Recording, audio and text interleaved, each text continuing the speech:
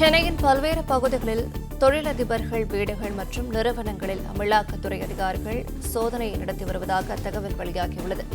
விவரங்களை தருகிறார் செய்தியாளர் சரவணன். சரவணன், வணக்கம். விவரங்கள் என்ன சொல்லலாம்? சென்னையில அமலாக்கத்துறையினர் சுமார் 28 வாகனங்கள்ல பல்வேறு இடங்களுக்கு இந்த சோதனைக்காக விரைந்திருக்கிறார்கள்.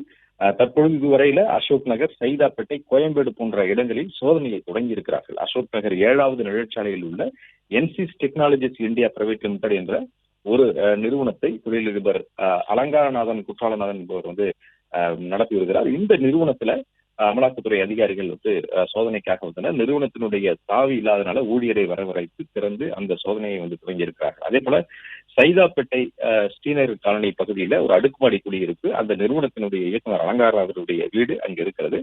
அந்த வீட்டில் இந்த சோதனையை தொடங்கி இருக்கிறார்கள். மேலும் இவர் அலங்கார் இன்ஃப்ரா பிசினஸ் என்ற நிறுவனம், அதே போன்று பயோலிங்க்ஸ் என்ற நிறுவனம் எல்லாம் இதே முகவரியில வெவ்வேறு நிறுவனங்கள் செயல்பட்டு வருகிறது. நிறுவனத்துடைய இயக்குநராகவும் அவர் இருந்து வருகிறார். அதே போன்று கோயம்பேடு ஜெய்நகர் பகுதியில எக்கோ கேர் இன்ஜினியரிங் என்ற ஒரு நிறுவனம் குணசேகரன் என்பவர் அதனுடைய நிர்வாக இயக்குனர், அவருடைய அந்த அலுவலகத்திலும் இந்த சோதனையை நடத்தி வருகிறார்கள். இது போன்று இந்த தொழிலதிபர்கள் தொடர்புடைய இடங்கள்ல பல்வேறு இடங்கள்ல சோதனைக்காக அமலாக்கத்துறையினர் விரைந்திருக்கிறார்கள். இதுல வேற ஏதும் அரசியல் ரீதியான தொடர்பு இருக்குமா, அதாவது அரசியல்வாதிகளுடைய தொடர்பு இருக்குமா என்பது அடுத்தடுத்து சோதனை இன்னும் பல்வேறு இடங்கள்ல தொடங்க இருக்கிறது. அதற்கு பிறகுதான் தெரிய வரும் என்று அமலாக்கத்துறை அதிகாரிகளும் தெரிவித்திருக்கிறார்கள். தொடர்ந்து இந்த 3 இடங்கள்ல சோதனையை தொடங்கி இருக்கக்கூடிய நிலையில பல்வேறு இடங்கள்ல சோதனைக்காக அமலாக்கத்துறையினர் விரைந்திருக்கிறார்கள்.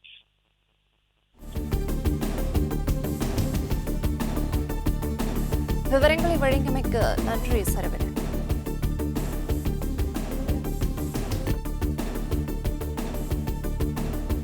பிளே ஸ்டோர் மற்றும் ஆப் ஸ்டோரில் இருந்து பாலிமர் செயலியை QR கோடு மூலம் பதிவிறக்கம் செய்யுங்கள்.